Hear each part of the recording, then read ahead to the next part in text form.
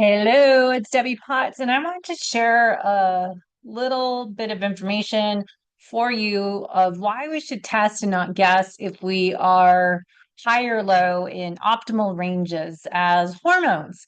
And with everything, we talk about the Goldilocks effect. So, sharing my screen, you can see there's a blog I put together, Creating Metabolic Harmony with Hormones, and how it's not same with cortisol, insulin, thyroid. We want to have the right amount. So, as an FDN practitioner, we have a functional lab range assessment that we do blood chemistry assessment.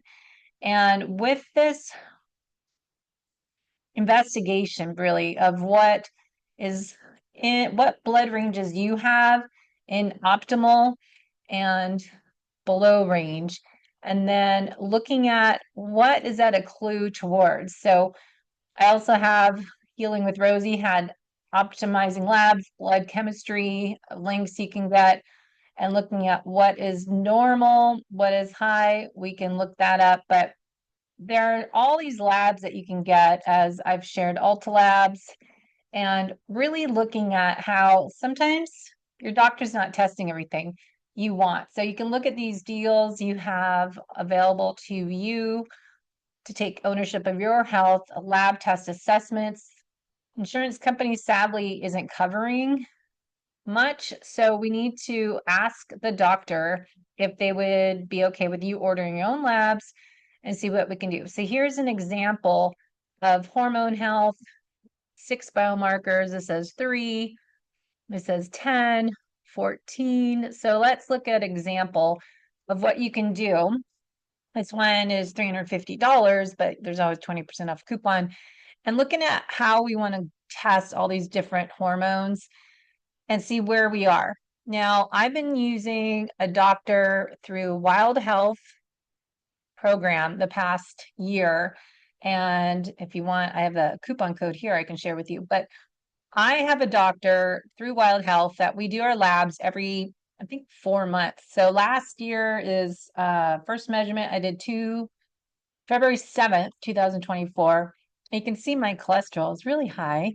And what they do at Wild Health is look at blood chemistry panel and look at your genetic panel. So I've shared my clarity report, and what I'm getting to share with you is what are your markers in hormones? As I've been gaining weight without doing anything different, focusing on my protein, focusing on stress and sleep and everything I tell you about, working on strength training 4 days a week, sometimes 5. And I think it's really important to know how are your hormones and looking at what we can do to get test and not guess. So let me pull up the article on estrogen, if it's low or high, and what are the signs and symptoms. Because if you go to my labs, I put everything in my little spreadsheet here. But what I want to share with you today is if it's higher or lower, what does that provide clues to? So you can look over in the right column. This is my own little Word doc Excel sheet you can do. But what are the patterns that we are seeing with high cholesterol? Do we have low thyroid? Do we have a chronic bacteria infection? Do I have H. pylori? Insulin resistance, poor metabolism, and use of fat. So there's a lot more we want to look to instead of saying, hey, I need statin drugs. Hey, look at your triglycerides. They're great. Well, actually, 50 is kind of low. 70 to 80 in our FDN range is optimal. So what is that a clue? Again, liver bile dysfunction. Hyperthyroid, but I don't have that. Autoimmune. Maybe, do I have autoimmune issues? Look at HDL cholesterol is always really high. Autoimmune. So what type of autoimmune might I have? We want to investigate. Also, we've heard a lot from Peter Attia, switching our heart disease markers to include APOB and APOA, really looking at keeping it under 90. Peter Attia's range is, I think, like 30. So looking at that, but if you scroll down here, my ferritin, we want to make sure we have enough iron because that's needed for thyroid. 62. I was really anemic the first time. I was 36, so I got that back up a little bit more optimal range. But my thyroid's been low. And we want to look at reverse T3. Is that under 15? Because that's related to internal stress and putting the brakes on. So if T3, the accelerator, reverse T3 are the brakes. So we want to look at the whole picture. So the point is, don't look at each lab test results. We want to look at it as a whole. The body works together, creating metabolic harmony. What is your homocysteine? I bet you haven't had this tested. We do this in Wild Health Precision Medicine. We want to keep it 6 to 7. I think it's under 8 we want to be in the Wild Health program. But that's relationship to B12, folate. We can look at nutrient deficiencies. All right, so what I really want to talk about is this estradiol. So my estradiol, it depends on what day of your cycle you measure your hormones. Estrogen total, progesterone serum, testosterone, your folate, cortisol. Cortisol is not great from blood. You want to get that ideally urine and I would say saliva to see the whole picture. But I was 19.2 and then this time 288. So that was January to January. Now, if we go back and look at the reports on Wild Health, you can see my markers is a nice little spreadsheet. Same with my LabCorp.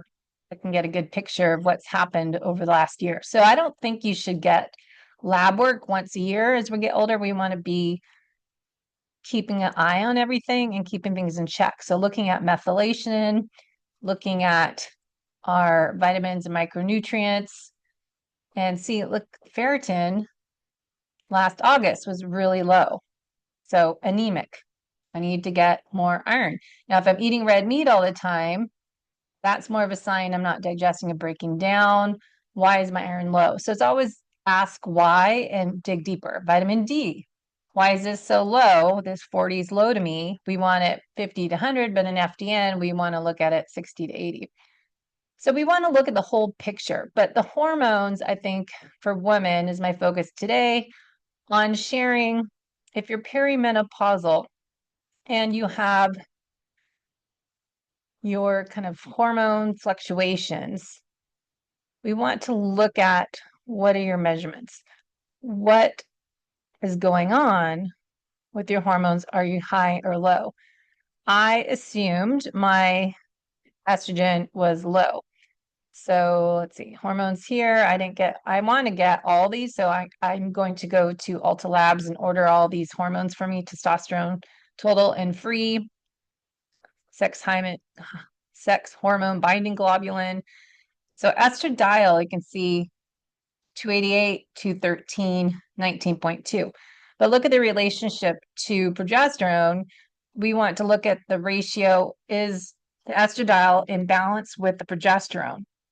Why was my estrogen, depends on the day of my cycle again, 19.2, and then I'm back up. So you can click on the markers and see the ranges and see how it's varied depending on your time of your cycle. So we want to look at all your labs together. So with that, come over here to my blog. I put in the notes, low estrogen. Perimenopause, we often get low estrogen. Besides me, right now I'm high estrogen. So let's go into signs and symptoms. Metabolic weight changes, increase in visceral fat, difficulty maintaining lean body mass. So we've talked about estrogen supports your muscle protein synthesis. Slower metabolism, lower energy. Why I think we really need to do Pinoy metabolism testing every 2 months. Cognitive mood issues, brain fog, difficulty concentrating, increased anxiety, depression, mood swings, poor stress resiliency as estrogen helps modulate cortisol. And then if you see changes with your skin, your hair, joint health, low estrogen is related to dry skin, thinning hair, brittle nails, loss of collagen elasticity, more wrinkles and sagging skin, joint pain, stiffness. So that's kind of why we look at Karen Martell's products. You can see the different skincare products we're looking at you can get to help for these wrinkles. Now, Vagina, sexual health, vaginal dryness, pain during intercourse is common for a lot of females. Low estrogen reduces your natural lubrication.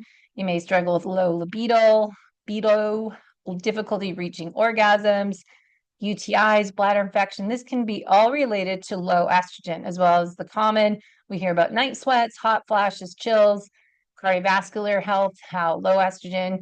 This is why I think so many people are going back to going, oh, maybe we should have hormone replacements as we're going through midlife, that we have increased of LDL. We don't want to call it bad. It's the breakdown of the LDL. We want to look at the particle size.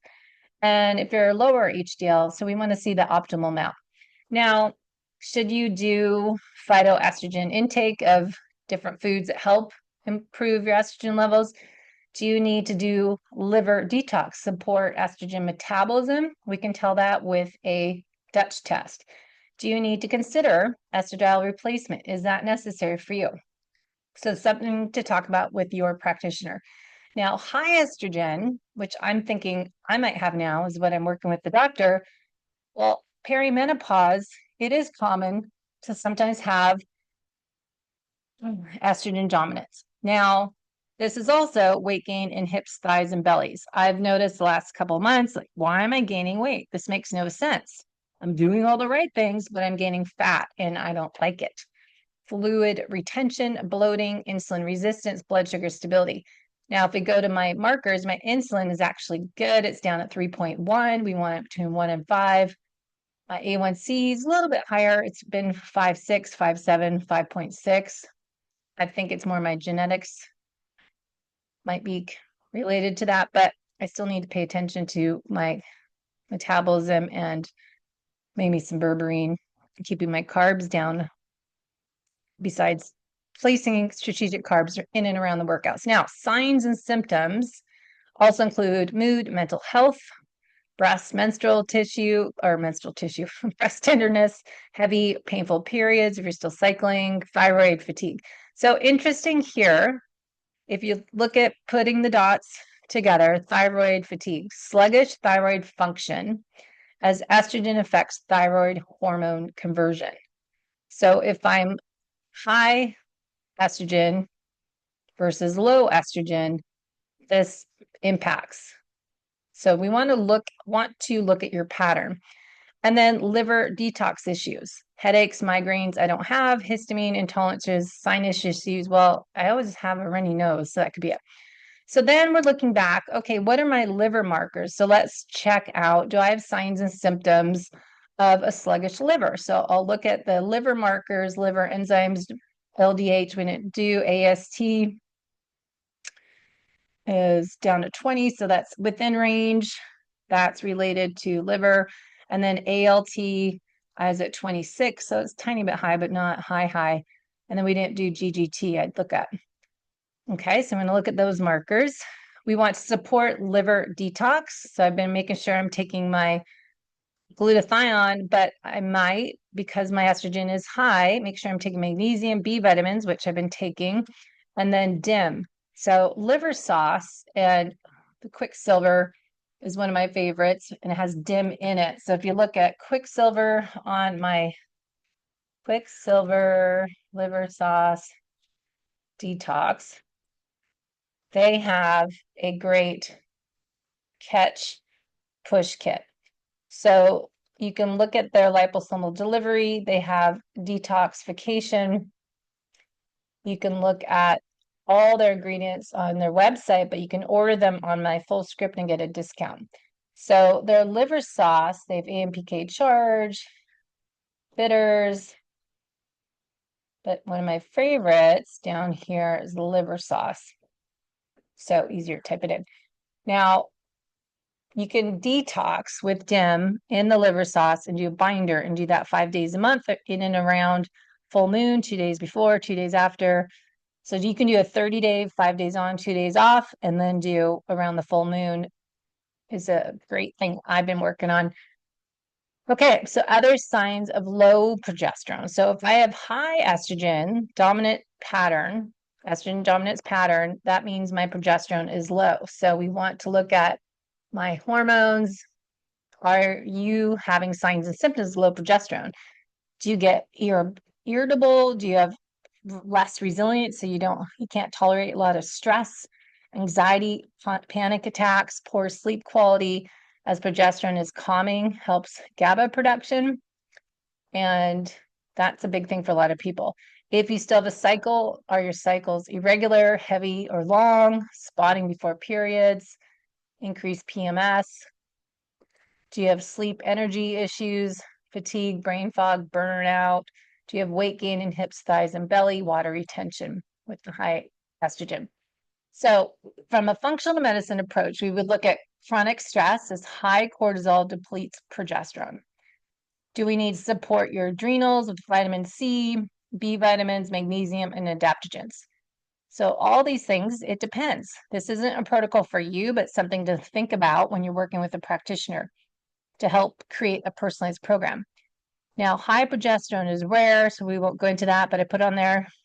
Then I got a chart, low symptoms to high symptoms, estrogen, brain fog, hot flashes, dryness, libido, osteoporosis, weight gain, high estrogen, heavy periods, bloating, breast tenderness, mood swings, headaches, weight gains in hips and thighs. So weight gain in the belly versus weight gain in hips and thighs. Now, progesterone, if you're low, you might have more anxiety, insomnia, PMS, irregular periods, estrogen dominance, and then high symptoms, fatigue, sluggish thinking, insulin resistance.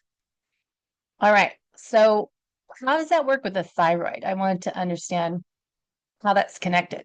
So estrogen dominance occurs when estrogen levels are too high in relative to progesterone, either due to excess estrogen production or impaired detoxification, as I talked about the liver sauce using DIM with a binder, or you have low progesterone levels. All this can impact the thyroid, but how is what I want to know. All right, so let's zoom in. Increased thyroid binding globulin, TBG. Estrogen stimulates the liver to produce more TBG, which binds to free thyroid hormones T3 and T4, making them inactive and unavailable to be used by cells. This can lead to functional low thyroid. This is where the thyroid levels appear to be normal on standard tests, but cellular low thyroid symptoms as fatigue, weight gain, cold intolerance persist. Now, I've tried to share this more and more. If we have conversion issues of inactive thyroid T4 to conversion into active T3, high estrogen levels can reduce the conversion of T4 inactive into T3 active. This can lead to low T3, the hormone that drives metabolism. So instead of more T4 is converted to reverse T3, which blocks thyroid function at cellular level. Progesterone, thyroid supports thyroid function metabolism. But when we have estrogen dominance, progesterone is often low. So without enough progesterone, thyroid hormone production and receptor sensitivity decrease and further slow our metabolism. So using myself as an example, check out cholesterol is high, that's related to low thyroid. And then we want to see patterns. Why isn't this scrolling? Here we go.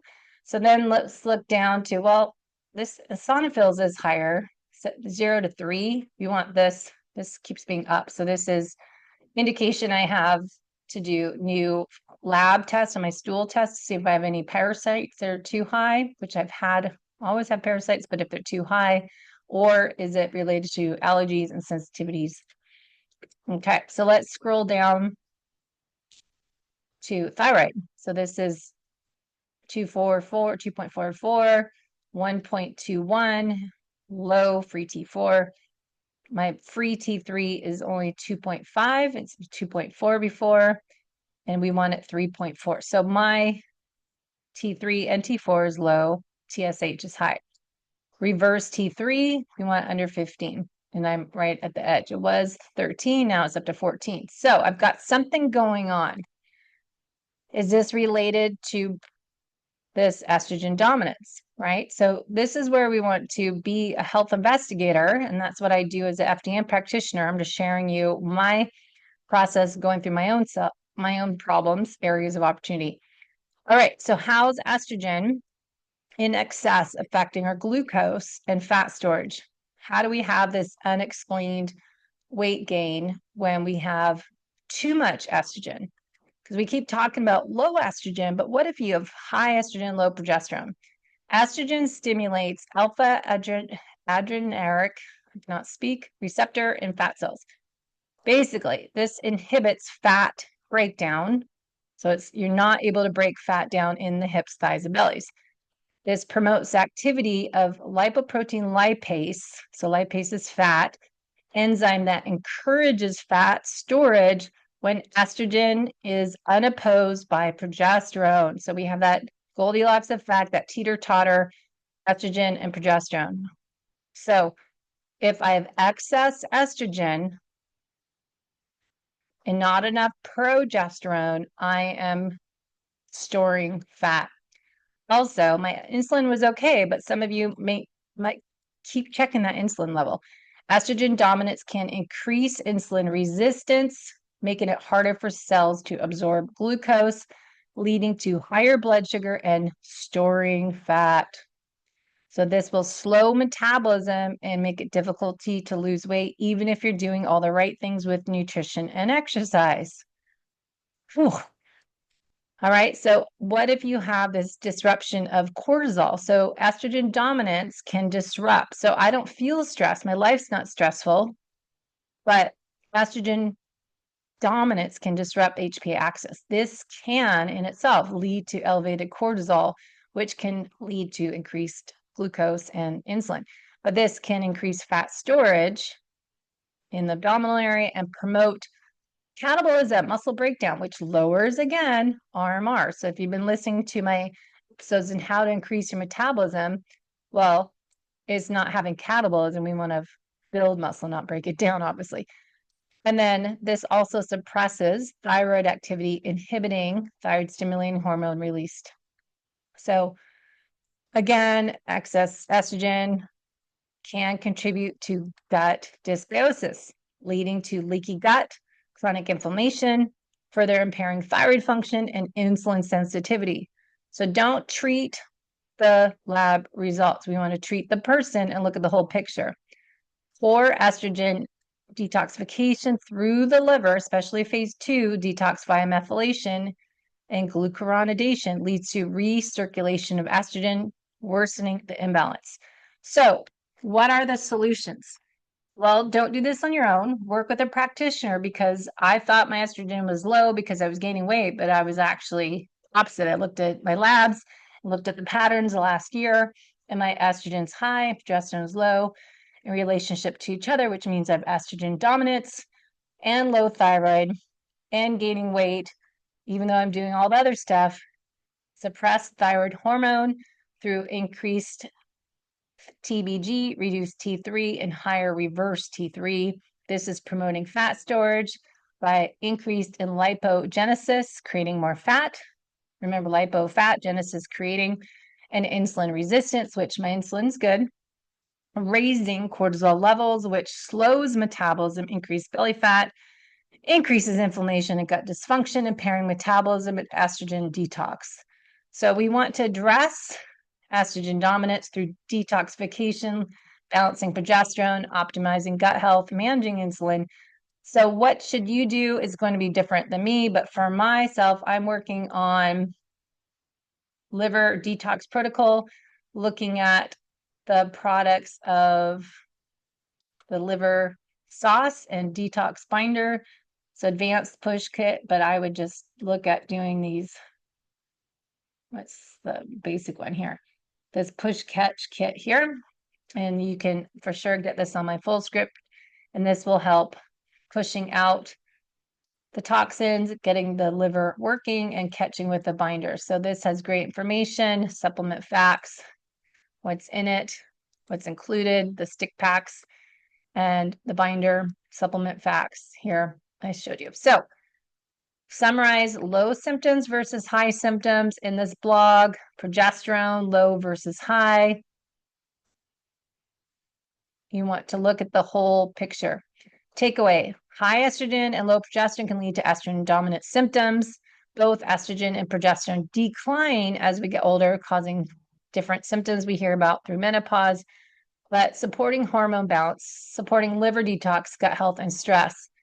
Blood chemistry markers help give clues to your liver congestion and overall metabolic dysfunction, which are functional medicine assessments that we want to look at when the liver is overburdened due to detoxification that's poor, high toxic load, too much estrogen recycling in your body, metabolic stress. Specific biomarkers can indicate impaired detox, sluggish bile, inflammation. So what do you want to look at? As I shared on my labs, AST, ALT, GGT, here are the optimal ranges. It might be a little different than my ranges on our FDN page, but we're going to look at, say, AST 10 to 20, and here AST 10 to 25, so a little bit different. But if this is elevated, liver stress may indicate muscle breakdown or mitochondrial dysfunction. A low ALT is indication of B6 deficiency that can impact liver detox. And we want to look at those liver detox binders. So the doctors don't really test this. They might test these markers, but they are not trained to understand what does this mean. So 10 to 25 ALT, mine was 19, pretty good. And then it was 36. So 36 on an ALT, low B6. So I want to make sure I'm taking my B vitamins in the morning and getting my magnesium I've been taking at night, and then doing a liver detox when I do my sunlight and sauna. GGT I would get tested too, one of the best markers for liver congestion, bile flow, oxidative stress, toxicity. So elevated GGT linked to glutathione depletion, often seen in chronic stress, poor detox, and metabolic syndrome. You also want to look at bile flow detoxification pathways, looking at your bilirubin. So go back up, bilirubin on me, 0.7, and you want between 0.2 to 1.0. And if it's higher or lower than that, so mine's okay. And then homocysteine, LDH, ferritin, and then your albumin, and total protein. Blood sugar markers, fasting insulin, fasting glucose, NA1C, inflammatory markers, your CRP, fibrinogen, and uric acid. So those are things you want to get tested. So talk to your doctor. Don't buy the supplements until you figure out what you are. There's Ulta Labs looking at different lab markers here. You can order tests. And there's different packages you can get. Okay. And then before you start looking at all these estrogen creams, maybe look at what your markers are first. And let's look at these patterns and then look at phase 1, phase 2, liver detox, drainage pathways, phase 3, working on nutrition and not over supplementing. So we're taking a functional medicine approach, but we want to create a roadmap to figure out, do you have liver congestion? Do you have sluggish detox pathways, metabolic pathways? We want to look at first. So lots of information here on my notes. I'll put in the link and look at what's going on. Like myself, why am I gaining all this fat weight and I did nothing different? It's my hormones. So testing and not guessing is really important. So if you have any questions, let me know. I can help. Reach out, debbiepotts.net, and we can see how we can all thrive as we age. Thanks for listening.